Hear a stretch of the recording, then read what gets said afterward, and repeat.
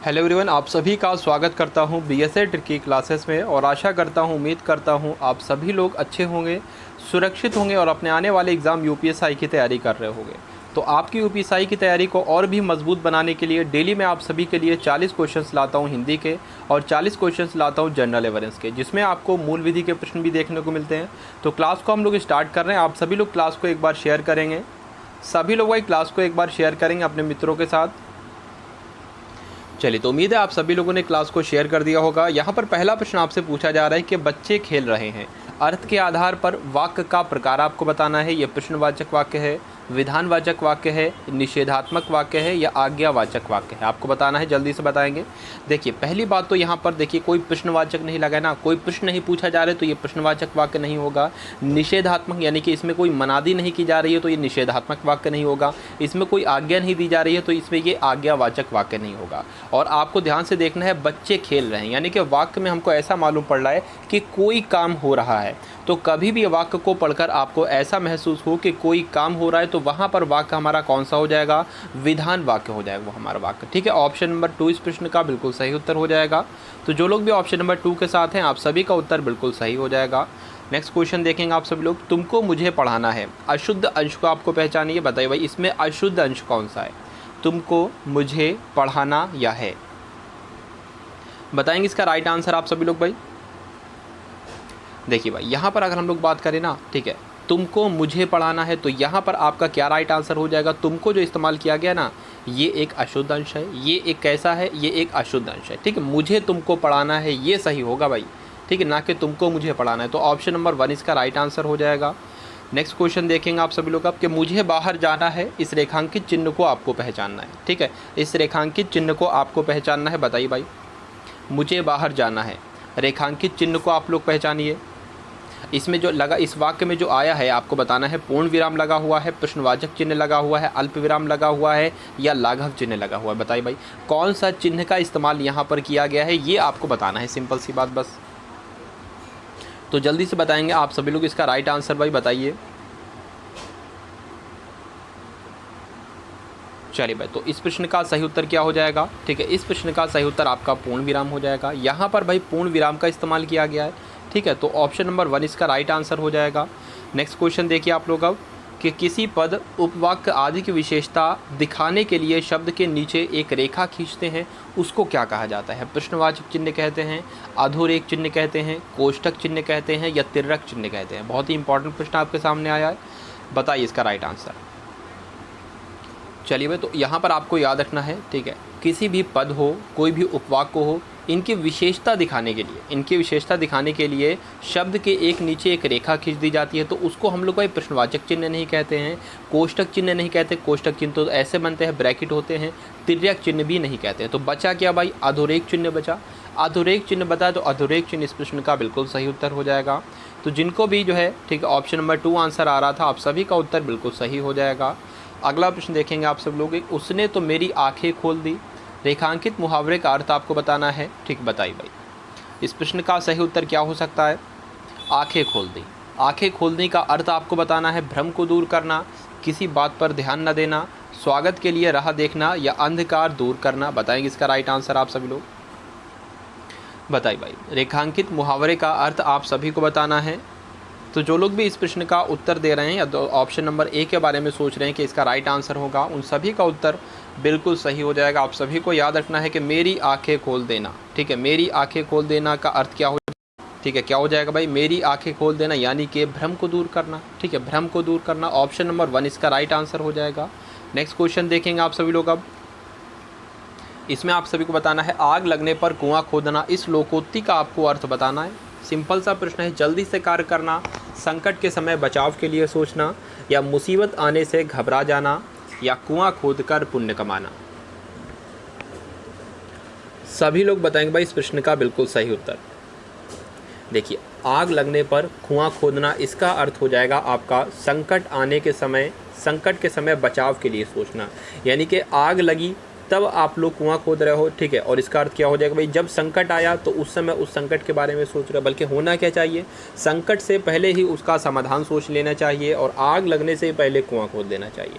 तो अगला क्वेश्चन देखिए आप सभी लोग अब कि पृथ्वी, ग्रहों, तारों आदि का स्थान वाक्यांश के लिए उचित शब्द क्या होगा? समंदर, अंतरिक्ष, धरती या विश्व? सभी लोग बताएंगे भाई इस प्रश्न का बिल्कुल सही उत्तर। क्या इसका राइट आंसर हो सकता है? देखिए भाई मैं आपको बताऊं, पृथ्वी, ग्रह, तारों आदि का स्थान जो है वाक्यांश के उचित शब्द होगा तो समंदर नहीं होगा, धरती भी नहीं होगा, विश्व होगा। तो इसका सबसे उपयुक्त उत्तर क्या हो जाएगा? अंतरिक्ष हो जाएगा। ठीक है, अंतरिक्ष।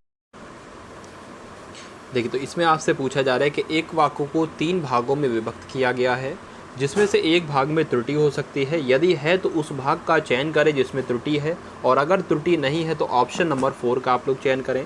तो बताइए भाई यहाँ पर कहाँ पर त्रुटि है? उनके गांव के भीतर 2 कुएं हैं किंतु एक सूखा हुआ है। तो यहाँ पर कोई आपको त्रुटि लग रही है तो बताइए भाई, जल्दी से बताएंगे यहाँ पर कहाँ पर त्रुटि लग रही है। तो देखो भाई उनके गांव के भीतर, तो भीतर का इस्तेमाल हम लोग यहाँ पर ना करके उनके गांव में कर सकते हैं। ठीक है, उनके गांव के भीतर के इस्तेमाल ना करके में कर सकते हैं। तो उनके गांव में 2 कुएं हैं किंतु एक सूखा है। तो ये हमारा पूरा वाक्य जो है, ठीक है, वाक्य का कौन से वाले भाग में त्रुटि हो जाएगी?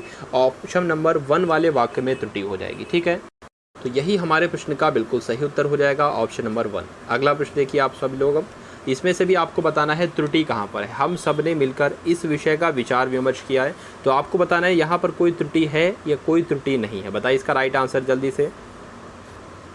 देखिए भाई, तो हम सब ने मिलकर बिल्कुल सही इस विषय का विचार विमर्श किया है। देखिए इस विषय का नहीं आएगा यहाँ पर, इस विषय का यहाँ पर नहीं आएगा, यही आपका त्रुटिपूर्ण हो जाएगा। ठीक है, तो इसका सही पर क्या आएगा भाई? सही क्या आएगा? का की जगह पर आ जाएगा। इस विषय पर विचार विमर्श किया है, तो ऑप्शन नंबर 2 इसका राइट आंसर हो जाएगा, क्योंकि ऑप्शन नंबर 2 वाले भाग में त्रुटि हो जाएगी। अगला प्रश्न देखिए, गांधी जी नित्य चरखा चलाते थे। बताइए भाई यहाँ पर कोई त्रुटि है या कोई त्रुटि नहीं है? तो यहाँ पर देखिए भाई गांधी जी बिल्कुल सही, नित्य चरखा चलाते थे, तो बिल्कुल सही हो जाए, कोई त्रुटि यहाँ पर नहीं लग रही है। नित्य अगर आप लोग समझ रहे हो तो नित्य कोई त्रुटि नहीं है, नित्य कोई त्रुटि नहीं है, बल्कि भाई ये पूरा वाक्य बिल्कुल सही हो जाएगा। अगला प्रश्न देखिए आप सभी लोग, अब आजन्म अविवाहित रहने की भीषण प्रतिज्ञा कोई शांतनु पुत्र देवव्रत ही कर सकता है। बताइए कोई त्रुटि है या कोई त्रुटि नहीं है, ये आपको बताना है। बताइए। देखिए यहाँ पर जो आजन्म का इस्तेमाल किया गया ना, तो यहाँ पर आजन्म का इस्तेमाल नहीं होगा, बल्कि क्या होगा भाई? आजीवन का इस्तेमाल होगा। देखिए आजीवन का यहाँ पर इस्तेमाल होगा। आजीवन अविवाहित रहने की भीषण प्रतिज्ञा कोई शांतनु पुत्र देवव्रत ही कर सकता है। तो ऑप्शन नंबर 1 में इसका राइट आंसर हो जाएगा, और 1 वाला जो है इसी में आपकी त्रुटि हो जाएगी। तो आप लोग भी ऑप्शन नंबर 1 को चुन रहे हैं, तो आप सभी का उत्तर यहाँ पर बिल्कुल सही हो जाता है। अगला प्रश्न देखिए आप सभी लोग, अब कि हमारे देश का विकास हिमालय से हिंद महासागर तक है। बताइए भाई, बहुत से लोग इस प्रश्न में गलती करेंगे, तो जल्दी से बताएंगे आप सभी लोग इसका राइट आंसर बताइए। सभी लोग बताएंगे। देखिए भाई यहाँ पर विकास क्यों आएगा? ठीक, हमारे देश का विकास होगा या विस्तार होगा?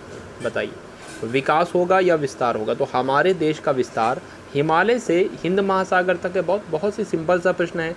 तो यहाँ पर आपकी कहाँ पर त्रुटि हो जाएगी? वाक्य के भाग 1 में यहाँ पर त्रुटि हो जाएगी, और यही हमारे प्रश्न का बिल्कुल सही उत्तर हो जाएगा। अगला प्रश्न देखते हैं अब हम लोग कि वह प्रतिदिन प्रातःकाल के समय घूमने जाता है। यहाँ पर आपको बताना है कहाँ पर त्रुटि है भाई, बताइए।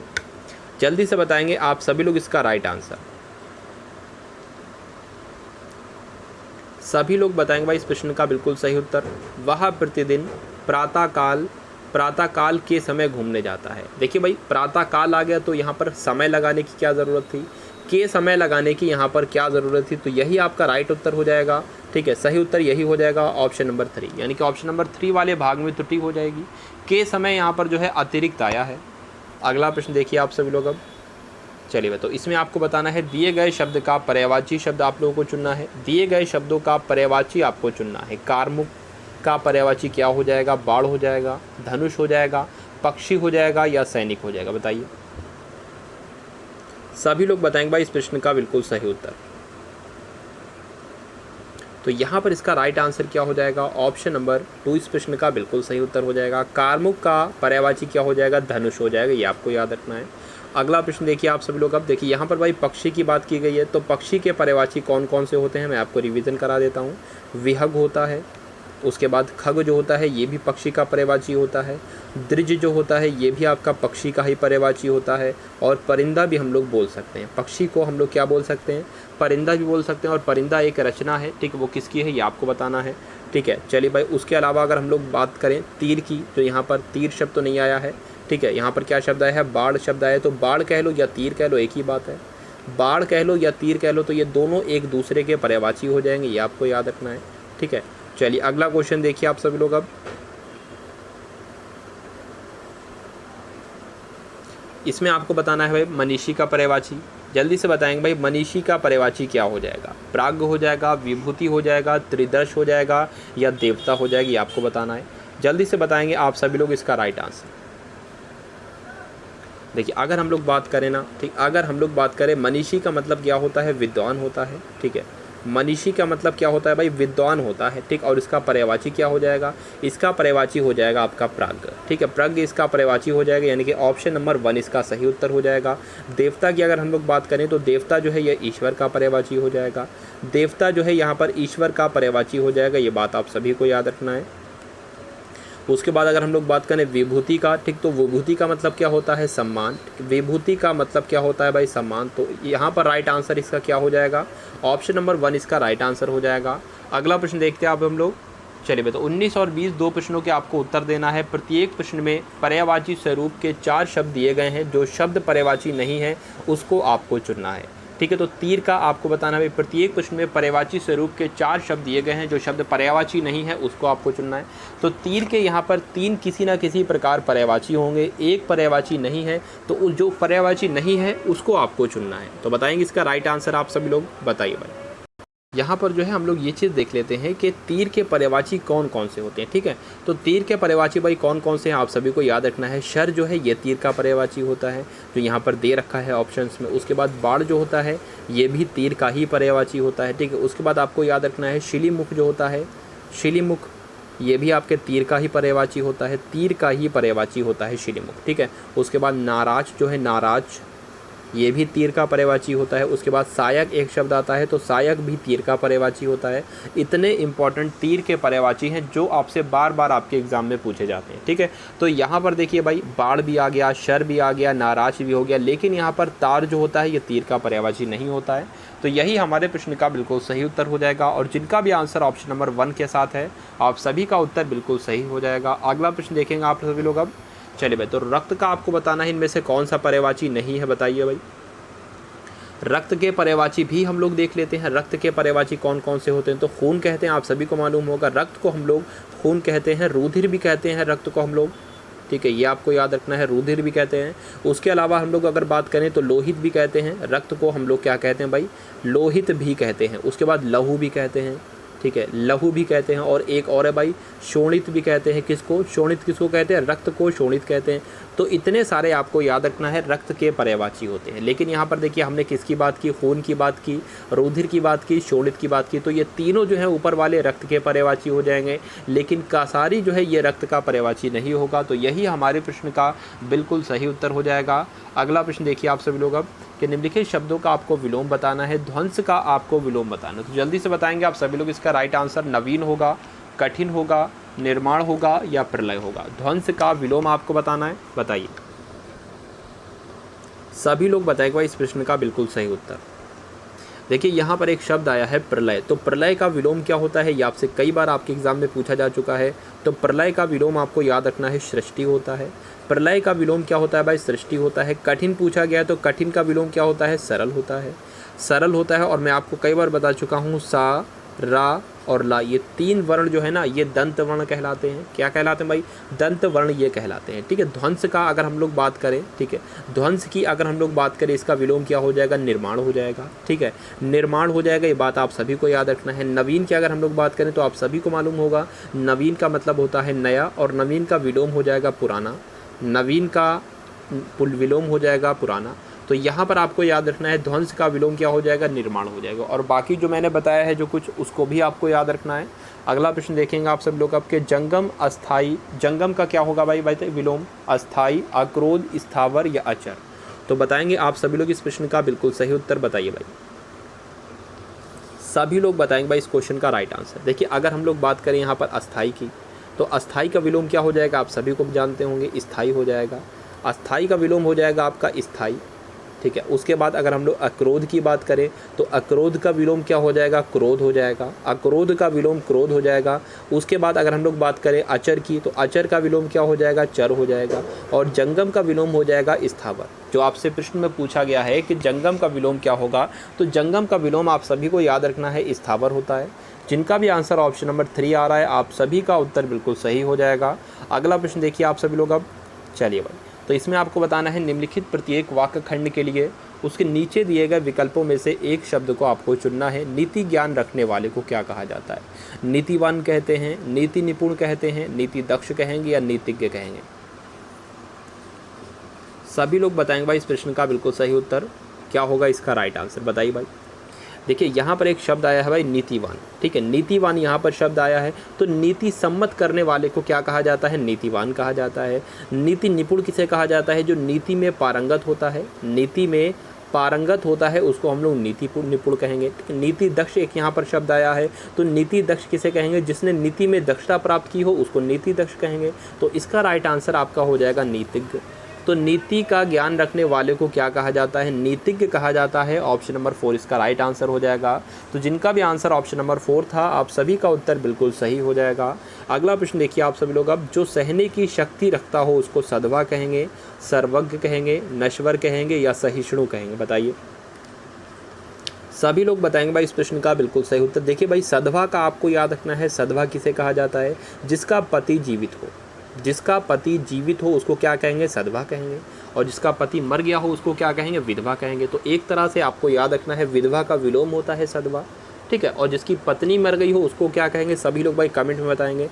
तो जिसका पति जीवित हो उसको क्या कहेंगे, सद्भव कहेंगे। और सर्वज्ञ का तो कई बार आपसे पूछा जा चुका है, मैं भी आपको ये प्रश्न कई बार करा चुका हूँ। सब कुछ जानने वाले को सर्वज्ञ कहेंगे, सब कुछ जानने वाले को क्या कहेंगे, सर्वज्ञ कहेंगे। नश्वर किसे कहेंगे, जो नष्ट होने योग्य हो, ठीक है, जो नष्ट होने योग्य हो उसको नश्वर कहेंगे। और सहिष्णु किसे कहेंगे, जो सहने की शक्ति रखता हो उसको हम लोग सहिष्णु कहेंगे। तो जो लोग भी ऑप्शन नंबर 4 के साथ हैं, आप सभी का उत्तर यहाँ पर बिल्कुल सही हो जाएगा। अगला प्रश्न देखिए आप सभी लोग। आपके अधीनस्थ कर्मचारियों की देख रेख करने वाला कार्यालय बताइए भाई, उसको क्या कहेंगे? देख रेख करने वाला कार्यालय का जो प्रमुख होगा उसको अधीक्षक कहेंगे, अधिनायक कहेंगे, अधिकारी कहेंगे या अधिवक्ता कहेंगे? ये आपको बताना है। तो जल्दी से बताएंगे आप सभी लोग इस प्रश्न का बिल्कुल सही उत्तर बताइए। तो उसको हम लोग क्या कहेंगे, अधीक्षक कहेंगे। अरे भाई अधीनस्थ कर्मचारियों की देख रेख करने वाला कार्यालय का प्रमुख को क्या कहा जाता है, अधीक्षक ही तो कहा जाता है। तो ऑप्शन नंबर 1 इसका राइट आंसर हो जाएगा। अगला प्रश्न देखिए आप सभी लोग अब कि एक वस्तु लेकर उसके बदले दूसरी वस्तु देना क्या कहलाता है, वितरण कहलाता है, विनिमय कहलाएगा, प्रतिदान कहलाएगा या विक्रय कहलाएगा? तो देखिए विक्रय आपने बताया होगा कि किसी भी चीज़ को बेचना विक्रय कहलाता है, ठीक है। वितरण भी आपने देखा होगा, वितरण किसको कहा जाता है भाई, वस्तु का विक्रय करना क्या कहलाएगा, वितरण कहलाएगा, ठीक है। और किसी भी चीज़ को बेचना क्या कहलाएगा, विक्रय कहलाएगा। क्रय करना क्या कहलाता है, किसी वस्तु को खरीदना भाई क्रय करना कहलाता है, ठीक। तो इस प्रश्न के राइट आंसर की बात करें, विनिमय कहलाया जाएगा। एक वस्तु लेकर उसके बदले दूसरी वस्तु देना विनिमय हो जाएगा। तो वस्तु विनिमय का नाम आप सभी ने सुना होगा। वस्तु विनिमय क्या होता है, ठीक है, एक वस्तु को देकर दूसरी वस्तु लेना और अपनी वाली वस्तु दूसरे व्यक्ति को दे देना, तो वस्तु विनिमय कहलाता है, यानी कि विनिमय इसका राइट आंसर हो जाएगा। अगला प्रश्न देखेंगे आप सभी लोग अब। देखिए तो यहाँ पर आपसे पूछा जा रहा है संधि विच्छेद आपको बताना है। तो इन शब्दों की संधि विच्छेद क्या हो जाएगी, ये आपसे पूछा जा रहा है। तो जल्दी से बताएंगे आप सभी लोग इसका राइट आंसर बताइए भाई, क्या हो जाएगा इस प्रश्न का बिल्कुल सही उत्तर। तो यहाँ पर इसके राइट आंसर की अगर हम लोग बात करें तो सांगोपांग हो जाएगा, ठीक है। सांगोपांग की जब आप लोग संधि विच्छेद करोगे तो क्या करोगे भाई, ठीक है, सा धन अंग धन उप प्लस अंग, ठीक। तो ऑप्शन नंबर 2 इस प्रश्न का बिल्कुल सही उत्तर हो जाएगा। आप सभी को भाई याद रखना है। अगला प्रश्न देखिए, इसका भी आपको संधि विच्छेद करना है। स्थानपन्न का संधि विच्छेद क्या हो जाएगा, ये आप सभी को बताना है। तो जल्दी से बताएंगे आप सभी लोग इस प्रश्न का बिल्कुल सही उत्तर। देखिए यहाँ पर 2 सार्थक शब्द आपको नज़र आ रहे होंगे। एक तो स्थान आपको नज़र आ रहा होगा, स्थान आपको नज़र आ रहा होगा और दूसरा आपको आपन्न नज़र आ रहा होगा, दूसरा आपको आपन्न नज़र आ रहा होगा। तो ये आपके सार्थक शब्द हो जाएंगे। ठीक है, ये आपके सार्थक शब्द हो जाएंगे। यहाँ पर आपका छोटा आ का इस्तेमाल किया गया है और यहाँ पर आपका बड़ा आ का इस्तेमाल किया गया है। छोटा आ प्लस बड़ा आ मिलकर बड़ा आ हो जाएंगे। तो यहाँ पर कौन सी आपकी संधि का इस्तेमाल किया जाएगा, बताइए कौन सी संधि का इस्तेमाल किया जाएगा। कमेंट सेक्शन में आप सभी लोग बताएंगे। और इस प्रश्न का सही उत्तर आपका क्या हो जाएगा, ऑप्शन नंबर 2 इसका राइट आंसर हो जाएगा। देखिए, तो इसमें आपको बताना है कि निम्नलिखित प्रश्नों में शुद्ध वाक्य को चुनना है। आपको 4 विकल्प आपके सामने है, इसमें से 1 वाक्य शुद्ध है और 3 वाक्य किसी न किसी प्रकार अशुद्ध है। तो आपको शुद्ध वाक्य का चयन करना है। तो बताएंगे इसका राइट आंसर आप सभी लोग भाई।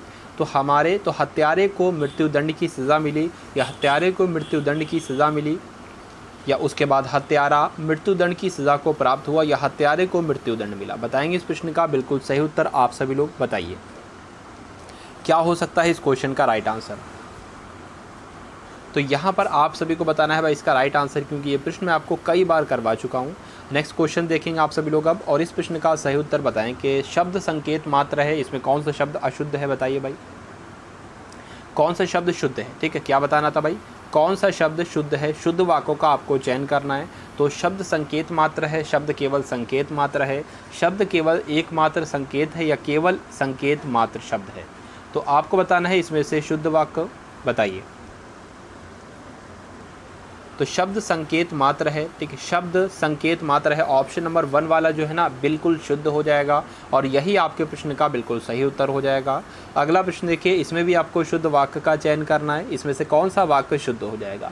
ऐसी एकाध बातें और देखने में आती हैं, ऐसी एकाध बातें और सुनने में आती हैं, या ऐसी एकाध बात और सुनने में आती है, या ऐसी एकाध बातें और जानकारी में आती है। तो देखिए, जानकारी तो बिल्कुल नहीं होगा। ठीक है, जानकारी तो बिल्कुल नहीं होगा, बातें देखने को भी नहीं आती है, तो ये भी इसका उत्तर नहीं हो सकता है। उसके बाद देखिए भाई, ऐसी एकाध बात और सुनने में आती है, तो ऐसी एकाध बातें होता तो ज़्यादा उपयुक्त हो जाता। उसके बाद देखिए, ऐसी एकाध बातें और सुनने में आती हैं, तो ऑप्शन नंबर 2 वाला जो है ये बिल्कुल शुद्ध वाक्य हो जाएगा और यही हमारे प्रश्न का बिल्कुल सही उत्तर हो जाएगा। तो जिनका भी आंसर ऑप्शन नंबर 2 है बिल्कुल सही उनका आंसर हो जाएगा। नेक्स्ट क्वेश्चन देखेंगे आप सभी लोग अब, कि इसमें भी आपको शुद्ध वाक्य का चयन करना है। दुर्घटना स्थल पर भारी भरकम भीड़ जमा थी, दुर्घटना स्थल पर बहुत भारी भीड़ जमा थी, या दुर्घटना स्थल पर भारी भीड़ जमा थी, या दुर्घटना स्थल पर बहुत सारी भीड़ जमा थी। तो बताएंगे यहाँ पर इसमें शुद्ध वाक्य कौन सा है, बताइए भाई। तो यहाँ पर देखा जाए भाई, देखिए दुर्घटना स्थल पर भारी भरकम भीड़ जमा थी, तो भाई भारी भरकम नहीं आएगा। दुर्घटना स्थल पर बहुत भारी भीड़ जमा थी, तो यहाँ पर भी ये भी आपका जो है गड़बड़ हो जाएगा भाई वाक्य। उसके बाद दुर्घटना स्थल पर भारी भीड़ जमा थी, तो ये आपका बिल्कुल सही हो जाएगा। ऑप्शन नंबर 3 वाला सही लग रहा है। उसके बाद दुर्घटना स्थल पर बहुत सारी भीड़ जमा थी, तो बहुत सारी का भी इस्तेमाल नहीं किया जाएगा, तो ऑप्शन नंबर 3 आपका राइट आंसर हो जाएगा और यही आपके प्रश्न का बिल्कुल सही उत्तर हो जाएगा। अगला प्रश्न देखेंगे आप सभी लोग अब, कि बिजली जाने पर सब लोग छत के ऊपर चले गए, या बिजली जाने से सब लोग चले गए, या बिजली जाने से सब लोग छत के ऊपर चले गए, या बिजली जाने पर सब लोग छत पर चले गए। तो आपको बताना है भाई यहाँ पर क्या राइट आंसर हो जाएगा, कौन सा वाक्य आपका शुद्ध हो जाएगा। बताएंगे इसका राइट आंसर आप सभी लोग। तो जल्दी जल्दी भाई कमेंट करके सभी लोग इसका राइट आंसर बताएंगे, क्या इसका राइट आंसर हो सकता है। तो यहाँ पर इस प्रश्न के सही उत्तर की बात करें, यानी कि शुद्ध वाक्य की बात करें, तो बिजली जाने पर सब लोग छत पर चले गए। ठीक है, तो छत के ऊपर भाई उपयुक्त तो नहीं होगा, छत के ऊपर उपयुक्त नहीं होगा, तो इस प्रश्न का सही उत्तर ऑप्शन नंबर 4 हो जाएगा। नेक्स्ट क्वेश्चन देखिए आप सभी लोग अब, और इस प्रश्न का सही उत्तर बताने की कोशिश कीजिए कि निम्नलिखित रेखांकित मुहावरे का अर्थ आपको बताना है। भाण झोंकना, तो काम बिगाड़ना होगा इसका अर्थ, या मामूली कमाई करना, या व्यर्थ समय नष्ट करना, या बहुत मेहनत करना। तो बताएंगे आप सभी लोग इस प्रश्न का सही उत्तर क्या हो सकता है, बताइए जल्दी से बताएंगे आप सभी लोग इसका राइट आंसर। तो यहाँ पर आप सभी को भाई याद रखना इस क्वेश्चन का राइट आंसर क्या हो सकता है। देखिए अगर यहाँ पर, ठीक है, यहाँ पर मैं आपको बताऊं इसका राइट आंसर क्या हो जाएगा भाई, ऑप्शन नंबर 3 हो जाएगा, यानी कि व्यर्थ समय नष्ट करना, यानी कि भाड़ झोंकना, इसका राइट आंसर हो जाएगा। ठीक है, चलिए भाई नेक्स्ट क्वेश्चन देखिए आप सभी लोग अब। अच्छा, यहाँ पर बहुत मेहनत करना आया है, ये आपसे पूछा जाता है। ठीक है, कि बहुत मेहनत करने का क्या मुहावरा होगा। तो दिन रात एक करने को हम लोग क्या कहते हैं, बहुत मेहनत करना कहते हैं।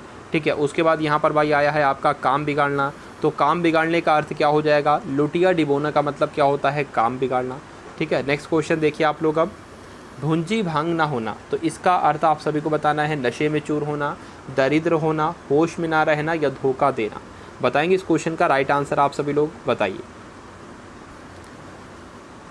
तो भुंजी भाग ना होना यानी कि दरिद्र होना, ऑप्शन नंबर 2 इस प्रश्न का बिल्कुल सही उत्तर हो जाएगा। ठीक है, ऑप्शन नंबर 2।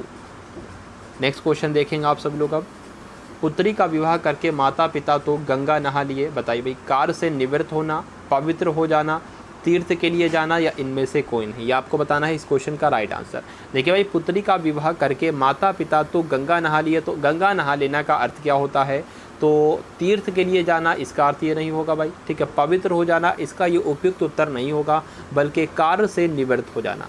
कार से निवृत्त हो जाना ये इस प्रश्न का और इस ठीक है आपके शब्द के ठीक वाक्य के भाग का बिल्कुल सही उत्तर हो जाएगा, यानी कि गंगा नहा लेना का अर्थ हो जाएगा कार से निवृत्त हो जाना। तो जो कोई भी ऑप्शन नंबर 1 को चुन रहे हैं, आप सभी का उत्तर यहाँ पर बिल्कुल सही हो जाएगा। अगला प्रश्न देखिए आप सभी लोग अब, कि जिससे तुम अपनी पुत्री का विवाह करने जा रहे हो वह तो ढोल में पोल है। तो बताइए भाई, गरीब होना ढोल में पोल है का अर्थ क्या होता है, गरीब होना, समाज में बदनाम होना, बाहर अच्छा और भीतर दोषपूर्ण होना या झूठ बोलने वाला। सभी लोग बताएंगे इस प्रश्न का बिल्कुल सही उत्तर बताइए। चलिए, तो भाई ढोल में पोल होने का अर्थ क्या होता है, बाहर तो अच्छा लेकिन भीतर से दोषपूर्ण।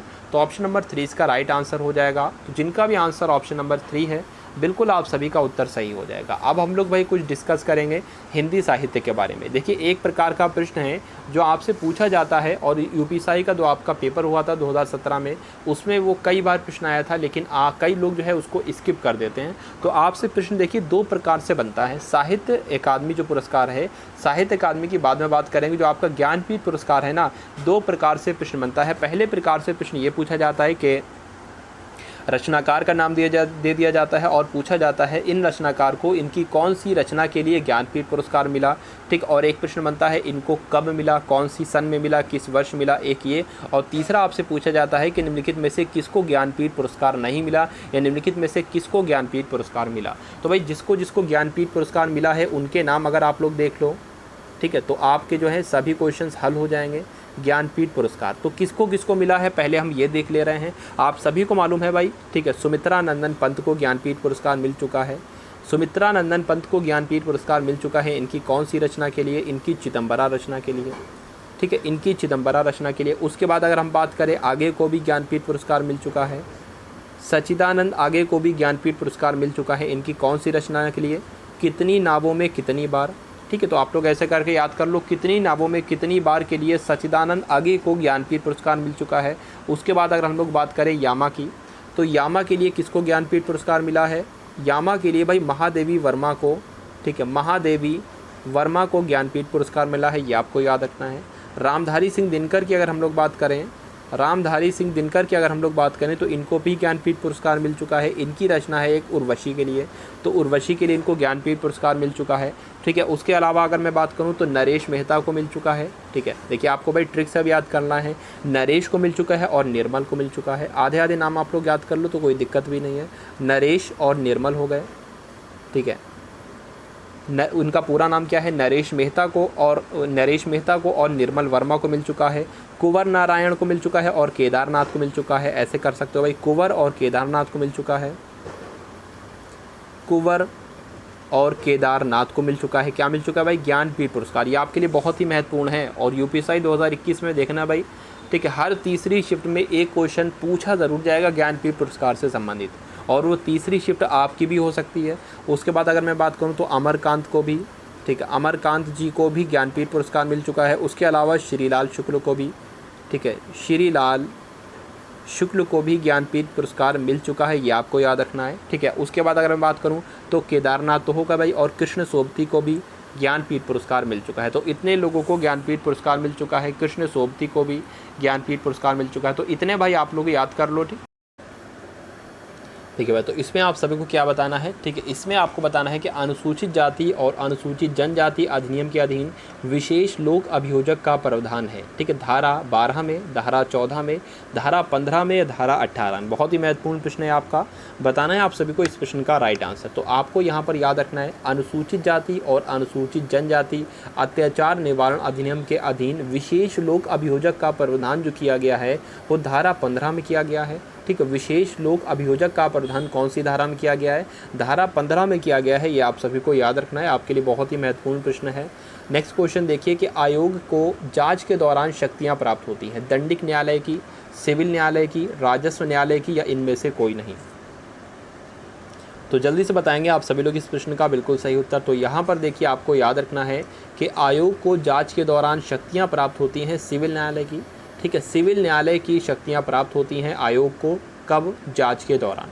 नेक्स्ट क्वेश्चन देखेंगे आप सभी लोग अब कि आशय अर्थ का, आशय कार्य का लक्ष्य है, हेतु जिसका स्रोत है, ये कथन किसका है, स्टीफन का है, बेंथम का है, ऑर्टिन का है, या कैनी का। तो बताएंगे जल्दी से आप सभी लोग इसका राइट आंसर। ये कथन किसके द्वारा कहा गया, आशय कार्य का लक्ष्य है। ठीक है, आशय कार्य का लक्ष्य है, हेतु जिसका स्रोत है। तो ये कथन जो है ना, ये ऑस्टिन का कथन है। ठीक है, ये कथन भाई किसका है, ऑस्टिन का कथन है। ये यहाँ पर भाई मिस्टेक हो गई, गलत लिख दिया गया है, तो ऑस्टिन आपका ऐसे लिखा जाएगा। ठीक, ये ऑस्टिन का कथन है, तो ऑप्शन नंबर 3 इसका राइट आंसर हो जाएगा, यानी कि जो यहाँ पर मैंने लिखा है। नेक्स्ट क्वेश्चन देखेंगे आप सभी लोग अब, इसमें आप सभी को बताना है कि शरीर की प्राइवेट प्रतिरक्षा के अधिकार का विस्तार निम्न में से मृत्यु कारित करने तक नहीं होता है। व्यापहरण कारित करने के लिए हमला, अपहरण कारित करने के लिए हमला, या अप्राकृतिक काम तृष्णा की पूर्ति के लिए किया गया हमला, या सदोष अपराध। जल्दी से बताएंगे इस प्रश्न का राइट आंसर भाई क्या हो सकता है, इसका सही उत्तर बताइए। सभी लोग बताएंगे इस क्वेश्चन का राइट आंसर। शरीर की प्रतिरक्षा, शरीर की प्राइवेट प्रतिरक्षा के अधिकार का विस्तार निम्न में से मृत्यु कारित करने तक नहीं होता है। ठीक है, तो इस क्वेश्चन का राइट आंसर आपका क्या हो जाएगा, ऑप्शन नंबर 4 हो जाएगा, सदोष और अवदोष। सदोष अवरोध इस प्रश्न का बिल्कुल सही उत्तर हो जाएगा। ये बात आप सभी को याद रखना है। यहाँ पर भाई अपहरण की बात आई है, अपहरण की बात आई है, और ठीक है, व्यापहरण की बात आई है, और अपहरण की बात आई है। व्यापहरण और अपहरण में अंतर होता है। अंतर क्या होता है मैं आपको बता दूं। ठीक है, किडनैपिंग जो हम लोग बोलते हैं, तो किडनैपिंग हम लोग असल में ये समझते हैं कि ये अपहरण का अर्थ होता है। अपहरण का इंग्लिश मीनिंग होता है किडनैपिंग, बल्कि ये व्यापहरण का इंग्लिश मीनिंग होता है किडनैपिंग। तो जब किसी बच्चे को किडनैप किया जाता है, बच्चे का अपहरण किया जाता है, तो उसको हम लोग अपहरण बोलते हैं, सॉरी व्यापहरण बोलते हैं। अब जब किसी बुजुर्ग का, मान लीजिए 60 साल का कोई व्यक्ति है, या 40 साल का है, या 20 साल का है, तो इसका जब कोई हरण किया जाता है, तो इसको हम लोग क्या बोलते हैं भाई, अपहरण बोलते हैं। ठीक है, तो यह बात आपको याद होगी पहले से ही। अगला प्रश्न देखिए आप सब लोग कि नैसर्गिक न्याय का सिद्धांत संविधान के अनुच्छेद 21 के अधीन विधि के द्वारा स्थापित प्रक्रिया का एक आवश्यक अंग है। ये उच्चतम न्यायालय ने धारित किया है। बताइए भाई इसका राइट आंसर क्या हो जाएगा। उच्चतम न्यायालय ने धारित किया है एक रेपक बनाम यूनियन ऑफ इंडिया, या चरण लाल साहू बनाम यूनियन ऑफ इंडिया, या मेनका गांधी बनाम यूनियन ऑफ इंडिया, या उपरोक्त में से कोई नहीं। तो इस प्रश्न का सही उत्तर आप सभी लोगों को बताएंगे, बताइए। सभी लोग भाई इस क्वेश्चन का राइट आंसर बताएंगे, क्या हो सकता है इस प्रश्न का बिल्कुल सही उत्तर, बताइए। चलिए, तो यहाँ पर इसका राइट आंसर क्या हो जाएगा। इस क्वेश्चन के राइट आंसर की बात करें तो मेनका गांधी बनाम यूनियन ऑफ इंडिया हो जाएगा, मेनका गांधी बनाम यूनियन ऑफ इंडिया हो जाएगा। प्रश्न को भाई फिर से पढ़िए और फिर से उत्तर समझिए इसका कि नैसर्गिक न्याय का सिद्धांत संविधान के अनुच्छेद 21 के अधीन विधि के द्वारा स्थापित प्रक्रिया का आवश्यक अंग है। ये उच्चतम न्यायालय ने धारित किया था, तो मेनका गांधी बनाम यूनियन ऑफ इंडिया के तहत ये आपका धारित किया गया था। ये आप सभी को याद रखना है, ठीक। अच्छा, यहाँ पर एक अनुच्छेद की बात आई है, अनुच्छेद 21, ठीक है। अनुच्छेद 21 से संबंधित भाई क्या है मैं आप सभी को बता दूं, प्राण एवं दैहिक स्वतंत्रता जो है ये अनुच्छेद 21 के तहत होता है। प्राण एवं दैहिक स्वतंत्रता का अर्थ क्या होता है, जीवन जीने का अधिकार, ठीक है, जीवन जीने का अधिकार होता है। अच्छा, जीवन जीने का अधिकार जो है ये नागरिकों और विदेशियों दोनों को प्राप्त है। अगर कोई नागरिक को तो प्राप्त है, देखिए जीवन जीने का अधिकार, अगर कोई विदेश से व्यक्ति आता है तो उसको भी जीवन जीने का अधिकार है, ठीक। कुल मिला के भाई प्रत्येक व्यक्ति को, ठीक है, प्राण एवं दैहिक स्वतंत्रता उसके पास है, ये आपको याद रखना है। चलिए भाई, अच्छा 21 की बात की तो 21 अनुच्छेद 21A की बातें हम लोग कर लेते हैं। तो अनुच्छेद 21A में क्या कहा गया है, इसके अंतर्गत 86वां संविधान संशोधन जो 2003 में किया गया था, इसके अंतर्गत भाई क्या किया गया है कि 6 से 14 वर्ष तक के बच्चों को फ्री शिक्षा दी जाएगी। 6 से 14 वर्ष तक के बच्चों को फ्री शिक्षा, तो इतना आप सभी को भाई याद रखना है, ठीक है। उसके अलावा आपको एक पॉइंट और याद रखना है, वो ये है कि मेनका गांधी बनाम भारत संघ के अंतर्गत क्या कहा गया है कि विदेश जाने का अधिकार भी जीवन जीने के अधिकार में ही आता है, ठीक है।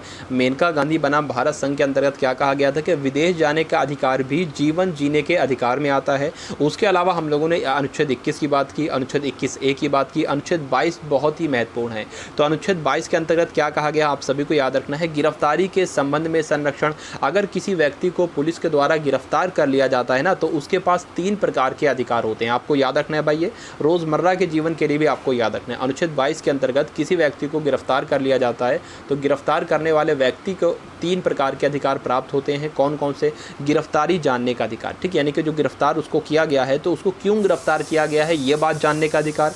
दूसरा है आपको वो वकील, ठीक, जो गिरफ्तार व्यक्ति हुआ है वो वकील किसी भी वकील से अपना जानकारी ले सकता है किसी भी प्रकार की, और अपने मनपसंद वकील से जानकारी ले सकता है, ठीक है, दूसरा अधिकार हो गया। और तीसरा अधिकार उस व्यक्ति के पास होता है कि 24 घंटे के अंदर मजिस्ट्रेट के सामने उसको पेश किया जाना चाहिए, ठीक है। अगर भाई 24 घंटे हो जाते हैं पूरे और उसको मजिस्ट्रेट के सामने नहीं पेश किया जाता है तो भैया एक रिट आती है, उसको दायर किया जाता है, ठीक है, उसको दायर किया जाता है। ये बात आप सभी को याद रखना है।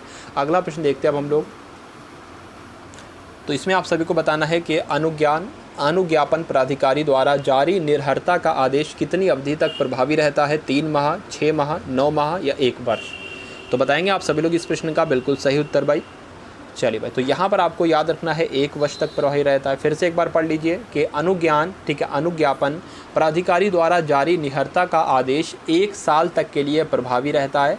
अगला प्रश्न देखेंगे आप सभी लोग, आपके उत्तर प्रदेश अधीनस्थ श्रेणी के पुलिस अधिकारियों की दंड एवं अपील नियमावली 1991 के अनुसार लघु शक्तियाँ माइनर पनिशमेंट क्या है? प्रोन्नति को रोकना, 1 मास के वेतन से अनधिक आर्थिक दंड, या उसके बाद वेतन वृद्धि को रोकना, या उपर्युक्त सभी। तो बताएंगे आप सभी लोग इस प्रश्न का राइट आंसर क्या हो सकता है, बताइए।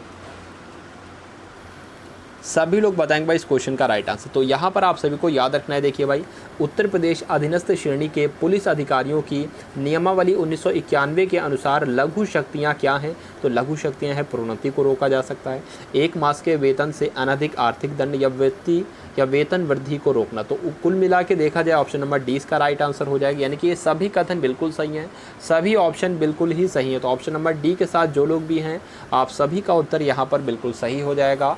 अगला प्रश्न देखेंगे आप सभी लोग अब कि पर्यावरण में जल, वायु तथा भूमि और अंत संबंध शामिल हैं, जो जल, वायु तथा भूमि और मानव जीव, अन्य जीवित प्राणियों, पादपों, सूक्ष्म जीवों और संपत्ति के मध्य विद्यमान है। ये परिभाषा दी गई है धारा 2A के तहत, धारा 2B के तहत, या धारा 2C के तहत, या धारा 3 के तहत।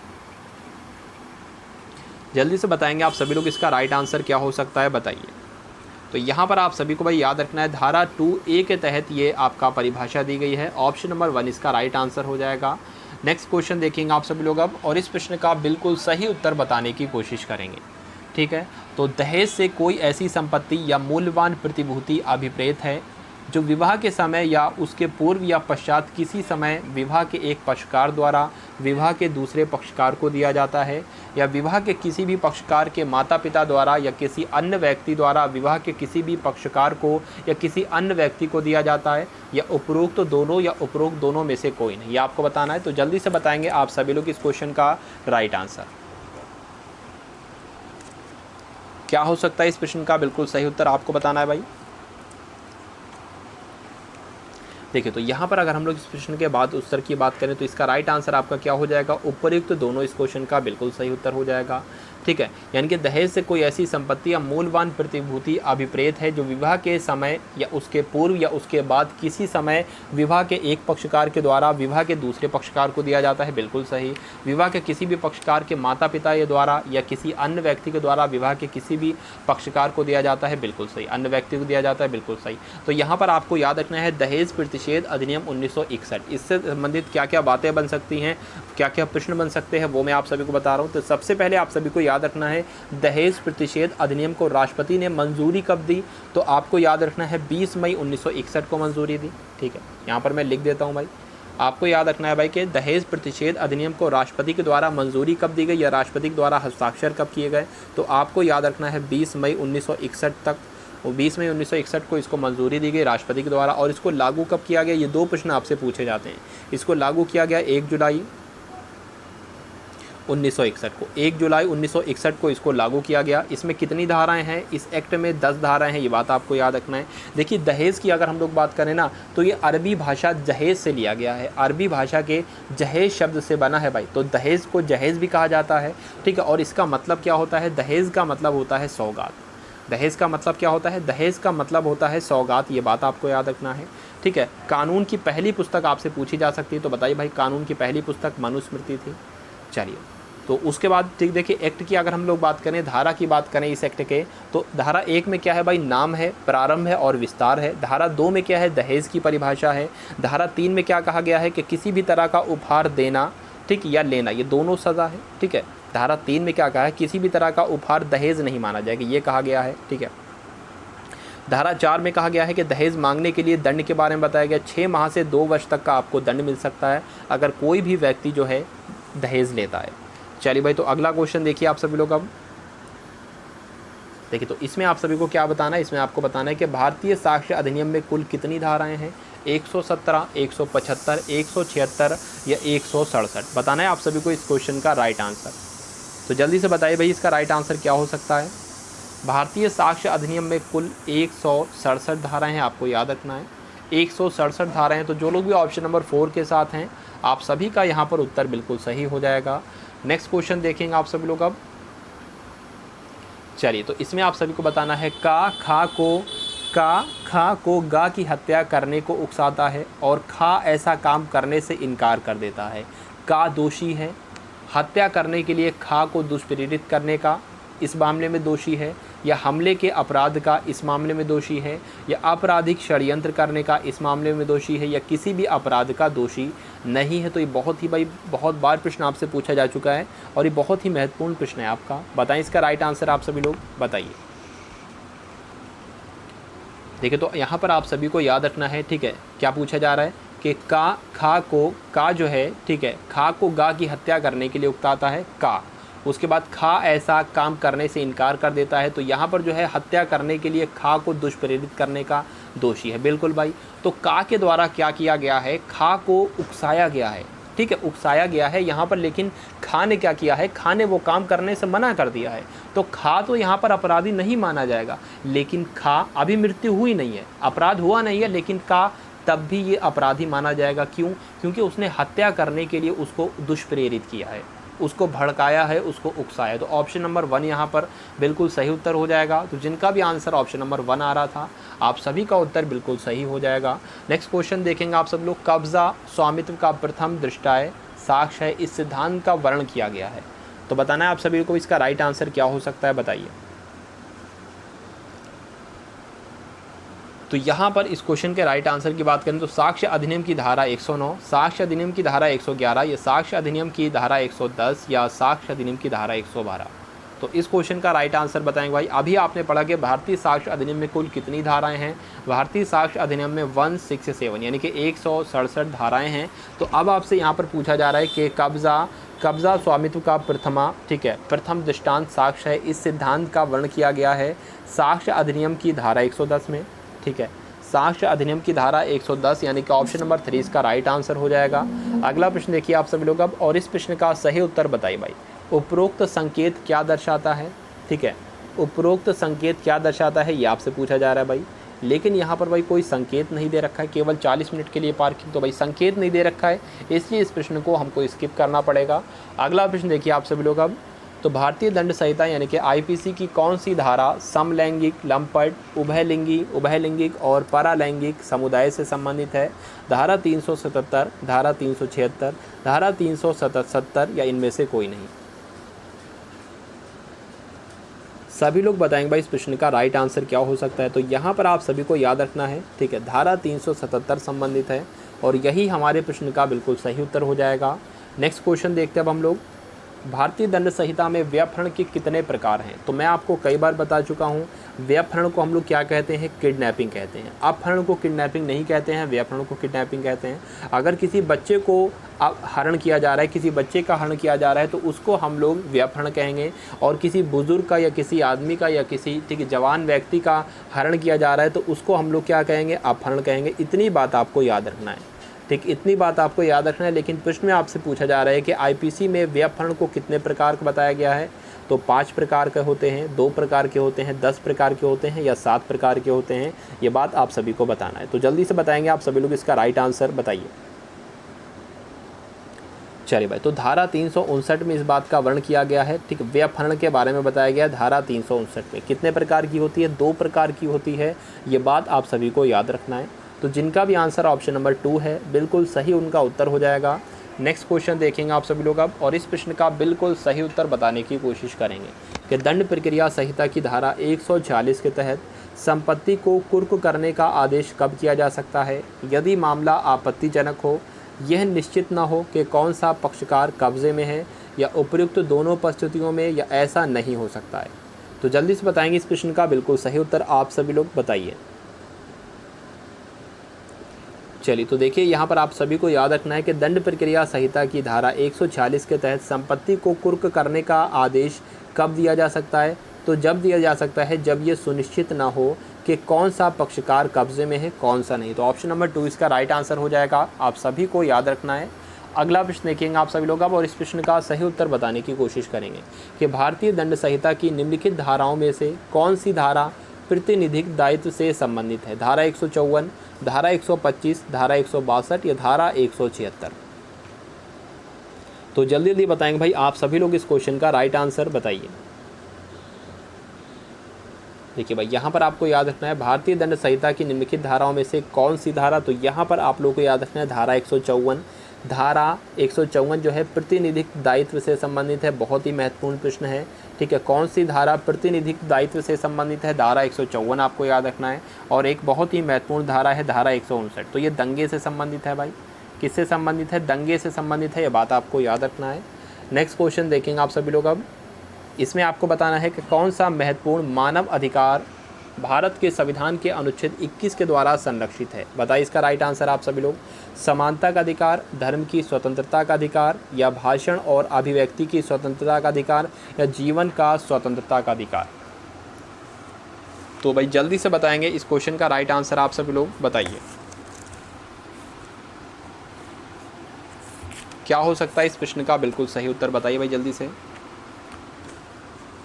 तो यहाँ पर आप सभी को याद रखना है इस क्वेश्चन का राइट आंसर क्या हो जाएगा भाई, ठीक है। ऑप्शन नंबर 4 हो जाएगा इस प्रश्न का बिल्कुल सही उत्तर।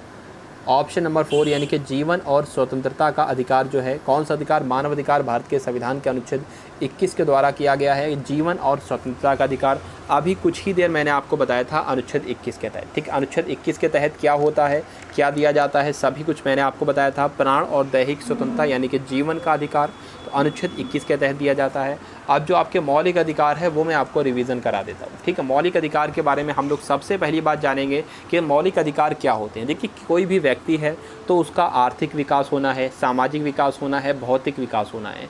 ये इन तीनों तरह के विकासों के लिए बहुत ही महत्वपूर्ण होते हैं क्या? मौलिक अधिकार, ठीक है। और मौलिक अधिकार जो है भाग 3 में है।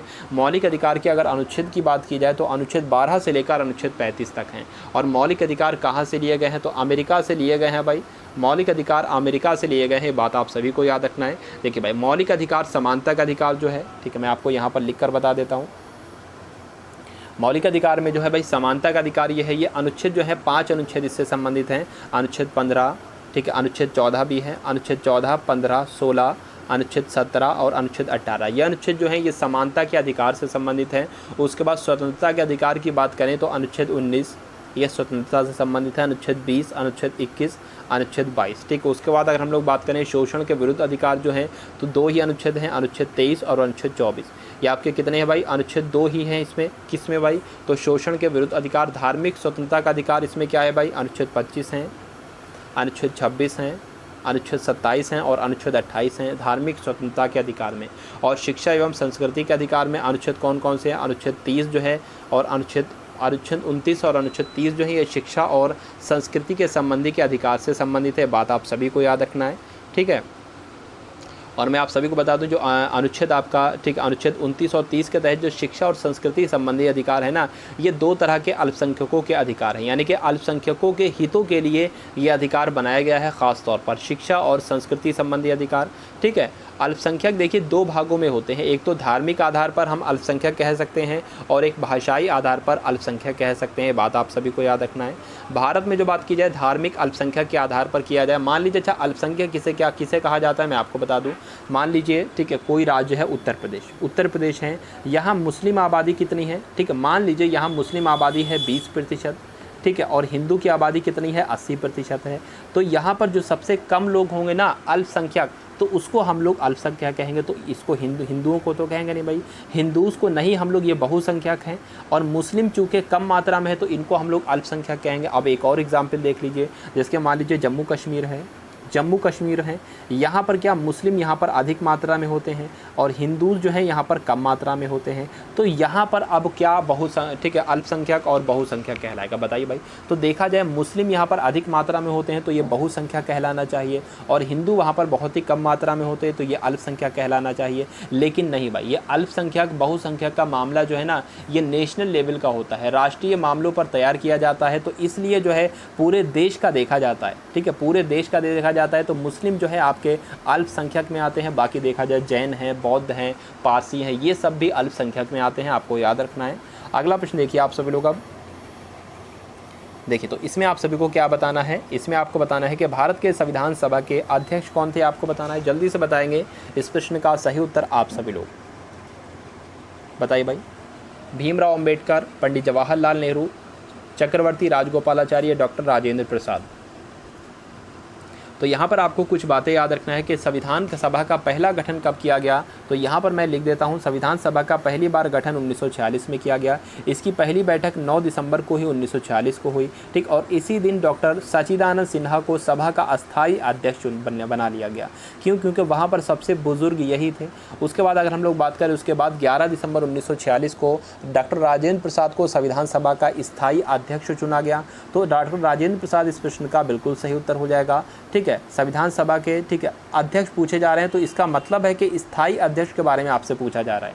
अगर अस्थायी अध्यक्ष के बारे में पूछा जाएगा तो वहां पर लिख दिया जाएगा अस्थायी अध्यक्ष कौन थे। अगला प्रश्न देखिए, और आप सभी का उत्तर बिल्कुल सही जा रहा था।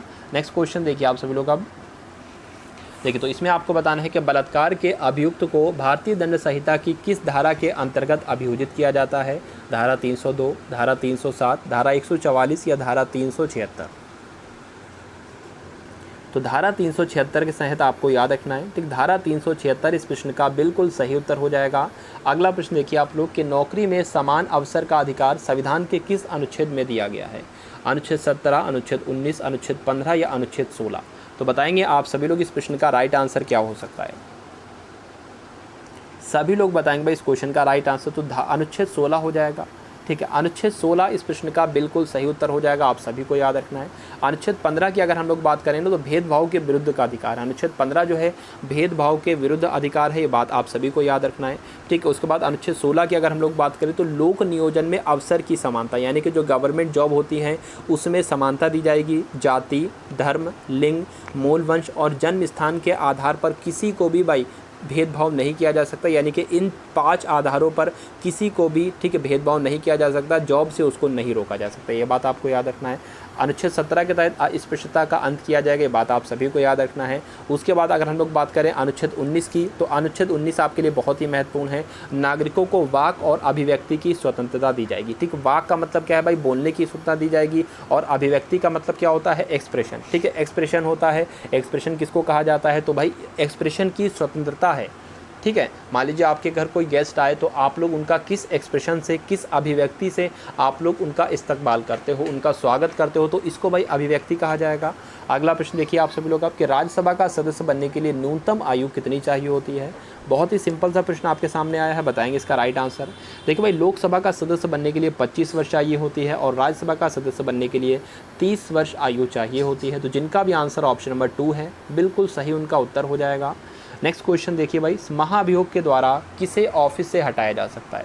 राष्ट्रपति को, प्रधानमंत्री को, अटॉर्नी जनरल को या किसी राज्य के राज्यपाल को।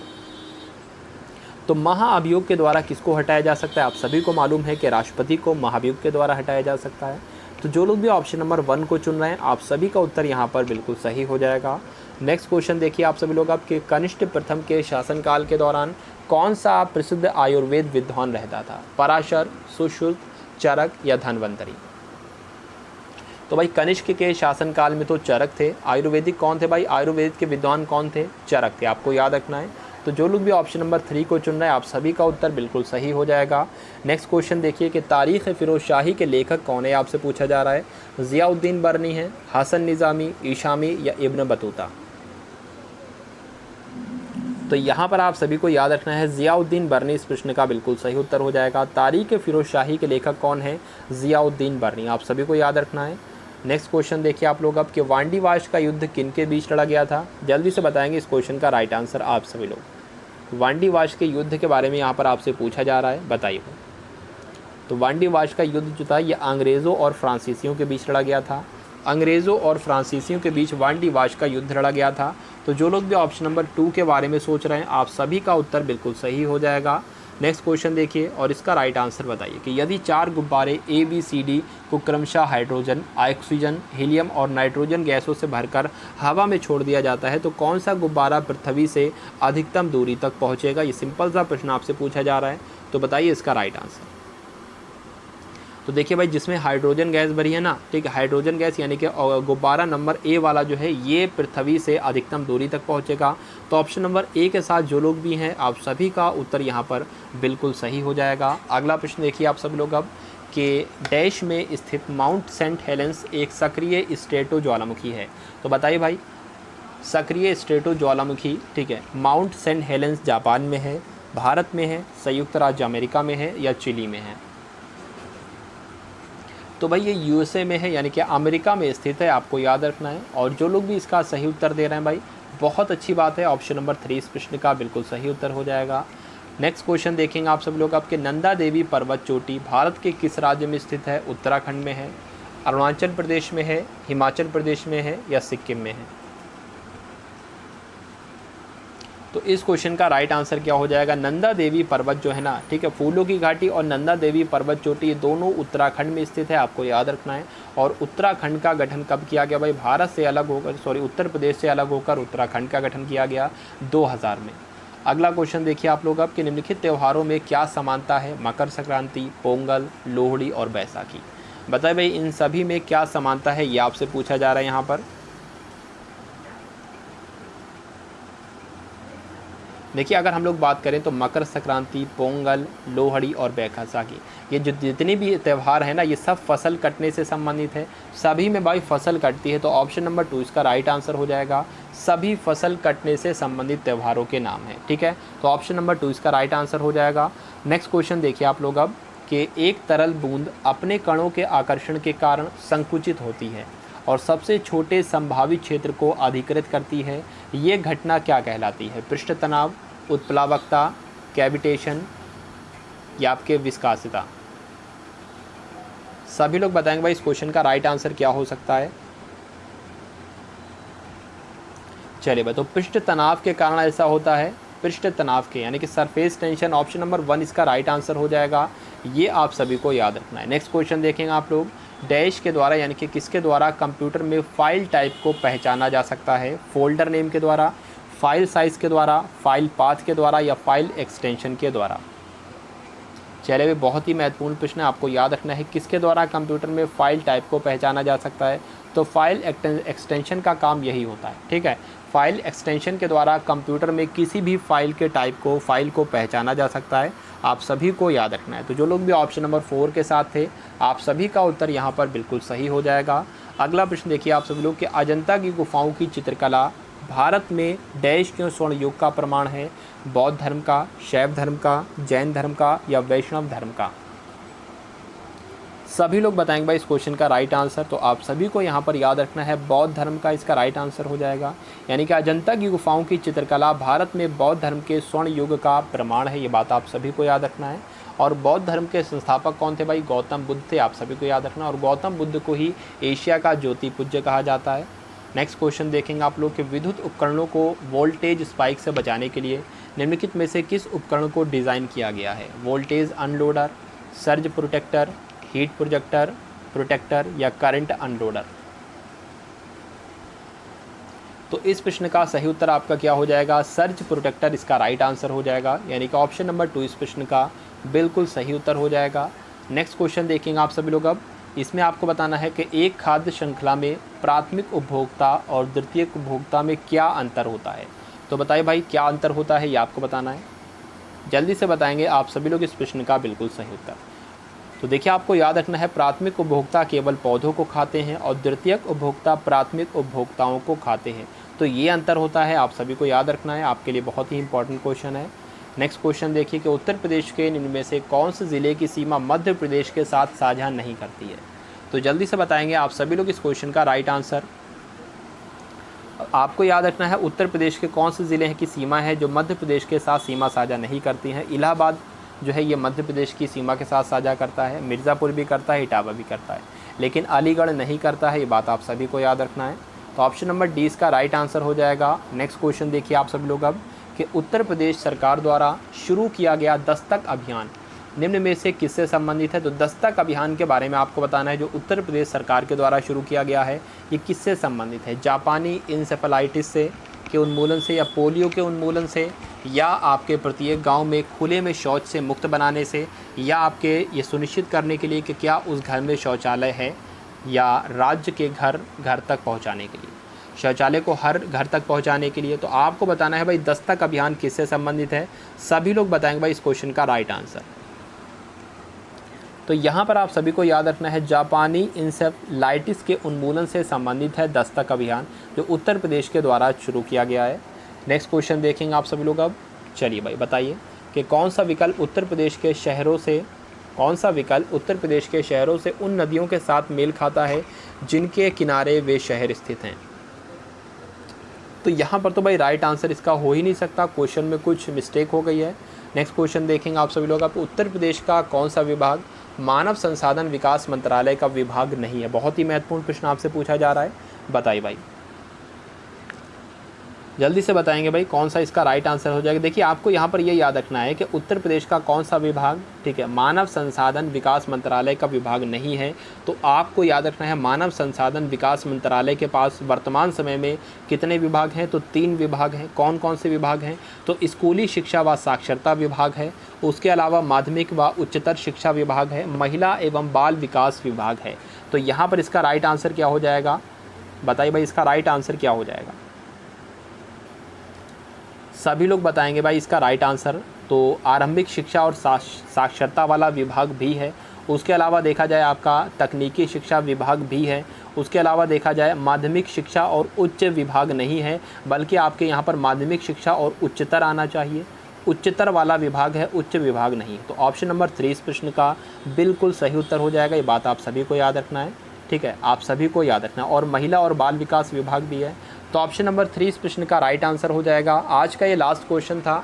आप सभी को अब वीडियो को शेयर करना है, ठीक है। मिलते हैं हम लोग आने वाली वीडियो में। जय BSA, जय BSA, जय BSA, जय हिंद, वंदे मातरम।